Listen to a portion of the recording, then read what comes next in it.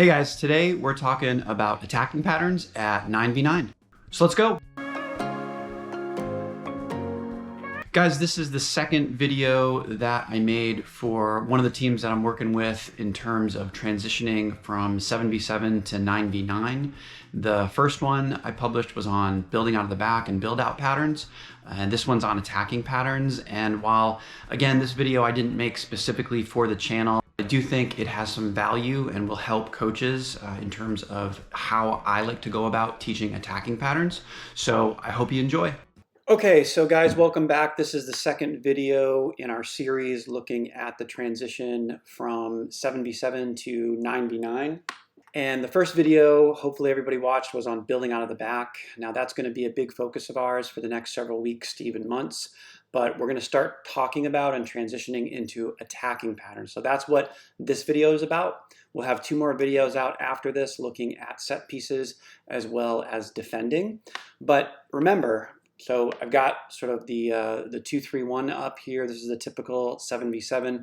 Remember, as we go to 9v9, all we're doing is adding two attacking center midfielders into the line between our defensive center midfielder and our attacking center midfielder. So you can see we're now in the attacking part of the field, and for the most part, our shape is going to stay about the same when we're attacking like this. There'll be some triggers for when the shape will change, which we'll go over, but I want you to just start thinking simply about attacking like this. Now you'll notice as we go through our attacking patterns, many of these patterns are similar to the build-out patterns, and that's been done on purpose.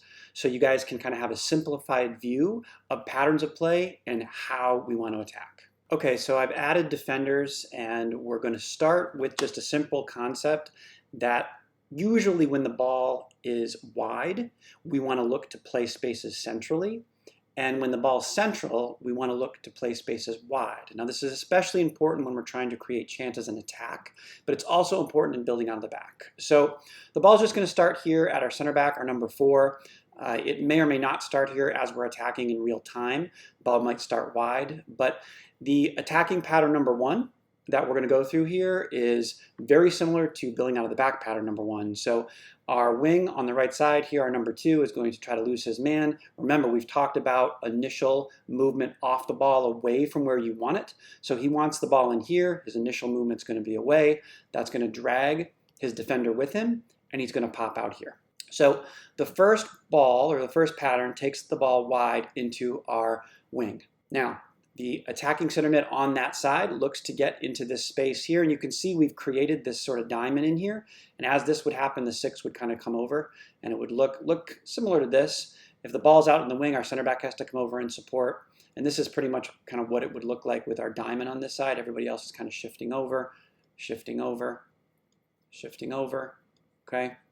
So again, pattern number 1, 1-2 ball to the wide area. So the ball goes in to our attacking center mid. Here on this side, the wing comes over and the ball gets played in, okay? And with attacking pattern number 1, this wide area becomes open, okay? The wing takes the ball into the wide area and looks to get a cross off, okay? And now here's where it gets very important that we make what I call dedicated runs into the box, okay? And these runs are going to be, for the most part, unless I tell you otherwise, the same for each position, no matter when we're crossing it. So as that ball gets in, everyone's going to start moving forward, right? Okay, and so you end up with something that looks sort of like this, okay? Now, the 9 always makes a near post run, okay? So they have to make a run into the near post. The near post, of course, is the post closest to the person crossing the ball in. The wing on the opposite side goes to the far post, okay? Makes a far post run. The attacking center midfielder on the opposite side, so in this case, that's your 10, is going to go to the penalty spot, and the attacking center midfielder on the side that the ball is on is going to go right to about 18 for what we call a cutback cross, okay? So a cutback cross would happen, so let's say, for example, that this number 3 here is able to get here and prevent this cross from getting there, could just make what we call a cutback cross, which is right here, and then we can go ahead and shoot it. That's pattern number 1, but you've got to make it with dedicated runs. All right, so I've set us back up here, sort of at the restart, and we've gone through pattern 1, okay, which again is just a 1-2 ball between our wing and our attacking center mid looking to get a cross off. Now, again, very similar pattern, 1A. So 1A, again, the wide player fakes this way, kind of takes his man, receives the ball in here. That ball, again, goes to our attacking center mid, who's found space here, plays a 1-2 ball with the 2 right here, okay? But this time, and now look, as that's happening, again, I have to move everybody. As that's happening, everybody's shifting over, right? So all of our players are shifting.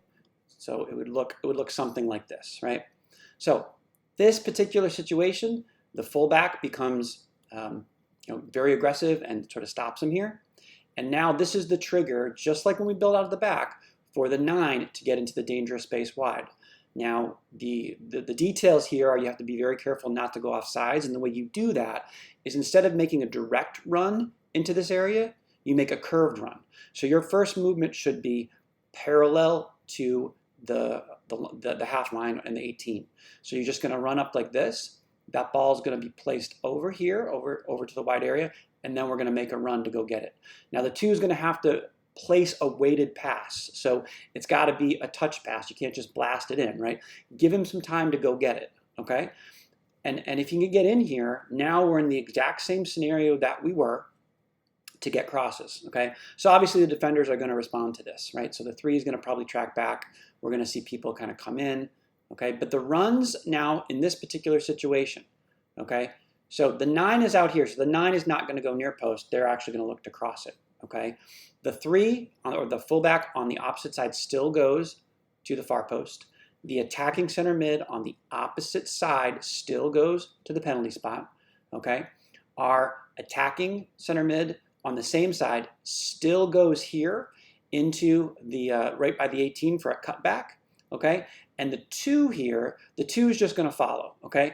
Now, if we can get a cross off or go to goal, we go to goal. If for whatever reason they're able to recover, we can look to overlap here, okay? And then we look to play it in here, and we play balls in, okay? And if that happens, this 8 can continue to make his run up through here, okay, and even get to the near post in certain situations. The 6 would pump here, the 4 and the 5 come to support, and again, it looks something like this, okay? So this is attacking pattern 1A, where, again, this is the trigger for the 9 to get wide, okay? And that's if the wing space is shut down by the opposition line. And you've got to make a curved run to stay onside. All right, so we're set up again, sort of at our restart here, right around the half line. And remember, again, this isn't always going to start at the center back, but I've done that just for simplicity. This is attacking pattern 1B, okay? And now 1B is very similar in the build out. I don't have it on the video, but obviously, guys, we've done that in practice before. And all this is again, the fullback here takes his space, gets an opening, all right? Attacking center mid takes his space away, gets into this area, ball comes in, right? This time they anticipate, we don't have the outside area here, pressure on his back, this guy's come over here to support, everyone else is shifted over. Here we're looking to find the 6. So instead of playing this ball out wide from this area, we're looking to see, can we play this ball into the 6 who can get into space? Okay, and now here is very dangerous. If this happens, we want the 6 to take his space all the way that they can. The 9's got to pop out to give a 45-degree angle one way or the other. If we can possibly play this guy in, we will. Okay, but usually what happens is if this ball comes out here and there's nobody in front, usually the attacking centerman on the other side will step. And in that case, again, we're looking to play here, and now we've got a 2v1 down this area. Okay, and maybe this would come here, we'd play it out, right? And now we'd be looking for potentially a crossover here.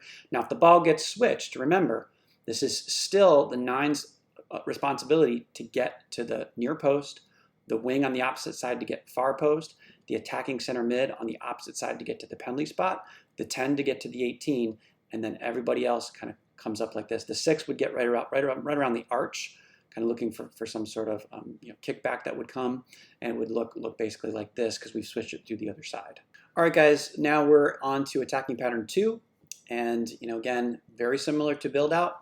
This is going to be a direct ball from our center back into our attacking center mid's feet. So again, now when we're attacking in real time, it might not always come from the center back. Maybe the 6 has got it and the ball plays here. Either way, what we're talking about is a direct ball into one of our attacking center mids, sort of in the middle third of the field, and how we're going to deal with that. So again, the 8 is likely going to be matched up with one of their midfielders, sort of fakes like he's going this way, draws his man out, comes into this space, and the direct ball comes in. Now, in these situations, you're likely going to have pressure on your back, okay? And in that scenario, there's really two main options. One is on the outside, which is attacking pattern number 2, right? So the ball comes out here, right? And in just attacking pattern 2, right, we're able to either go 1v1 or our wing is able to get into this area where we can get a cross off, okay? So this is, again, just from our center back or from somewhere the attacking center mid gets it, right? The wing on that side looks to play it in here, and we look to get in, okay? And so it's 1-2 here, boom, the ball comes in here, and again, we make the same exact dedicated runs. So the 9 goes near post, the attacking center mid on the side the ball's on goes to the 18 looking for a cutback. The attacking center mid opposite that side gets to the penalty spot. The wing gets to the far post, okay? Our defensive center mid is right about the arch, and then the 2 center backs are back here for support. And again, it's going to look something more like this. But I want dedicated runs on all of these guys. They should be dedicated runs, and whoever is crossing the ball in, try to put it near post, far post, penalty spot, or a cutback. Okay, those are the 4 main crosses that we're going to try to get off here. All right, that's attacking pattern 2. All right, guys, attacking pattern 2A is very similar to what you guys are used to now. You know, the attacking center mid loses his man, gets into this space. Ball is here, okay? Pressure on his back, pressure here, looks to play a ball into space here to our fullback, who is immediately cut off. Okay, again, that is the trigger for the 9, who should already be sliding over since the ball is on that side, and that's the trigger to where we would get into this space with a curved run. So remember, you can't go straight in. You're going to be off sides. You're going to make a curved run like this. Ball's going to get played out here. Boom. Now we're in. And the runs, the only difference is we don't have a near post run here. So again, the wing on this side would get far post. The attacking center mid opposite goes to the penalty spot. The attacking center mid on the same side gets to the 18. The 9 gets into this space and either tries to take a cross, go directly in. The 2 comes and supports to look something like this. The 6 gets right above the arch. The 4 and the 5 come and support.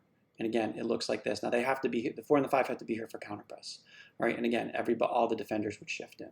All right, guys, just to finish up, this is attacking pattern 2B. And again, for those of you following along, it's really theme and variation. So again, the 8 loses his man, comes in, finds space, ball comes in through here, pressure on his back.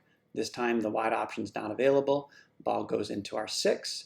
All right, and then our 6 is going to play it forward. Now, it all depends. Usually the 8 will come, and then we're looking to combine with our attacking center mid, try to get out the other side, 2v1, okay, or 2v2.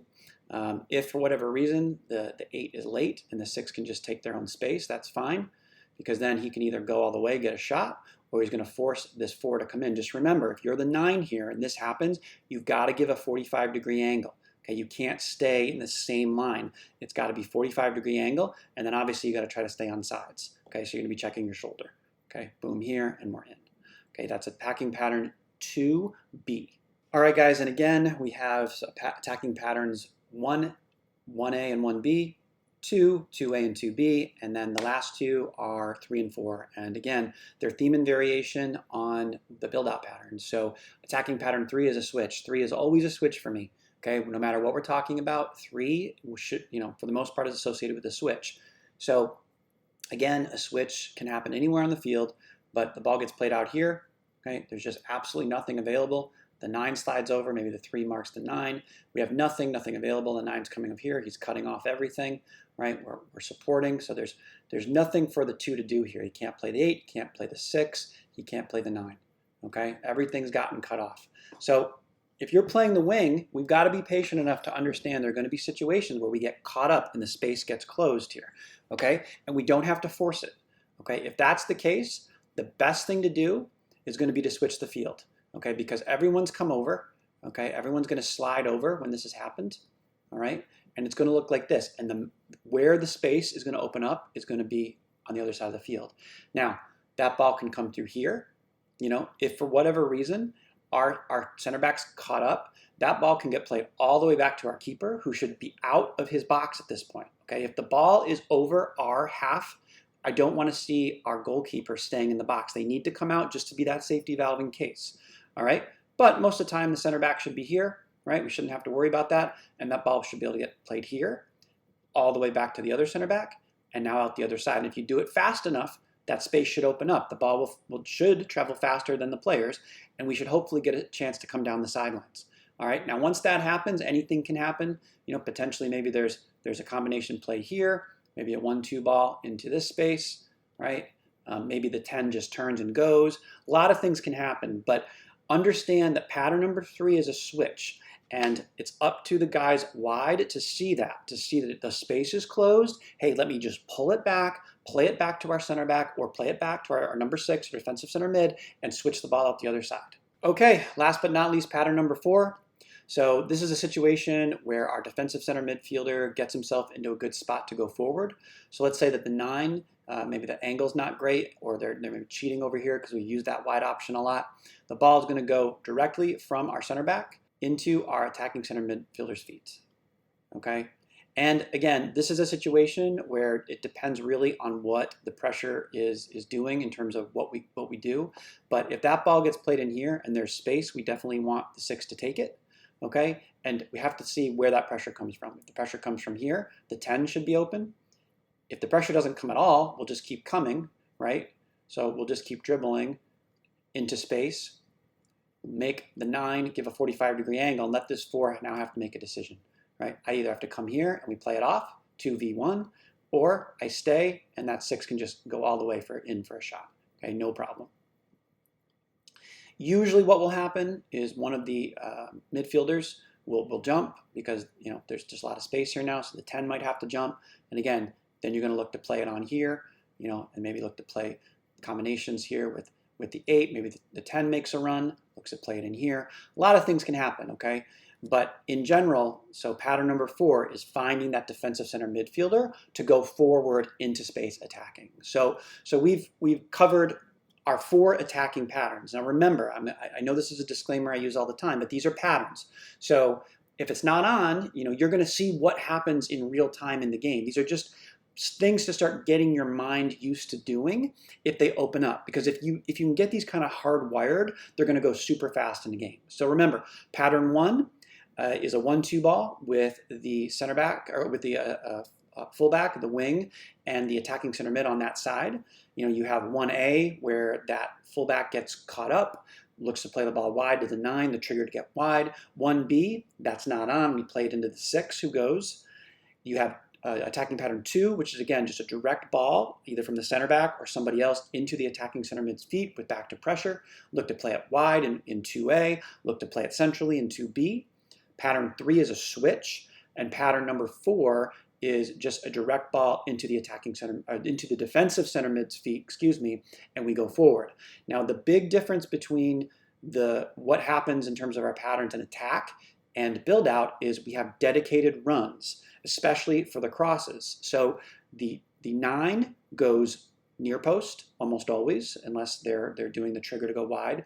The wing goes far post. The wing on the opposite side goes far post. The attacking center mid on the opposite side goes to the penalty spot, and the attacking center mid on the same side goes to the 18 looking for a cutback cross. All right, we're going to work on these in training over the next several months, years, but thanks for watching, guys, and we'll have more videos to follow.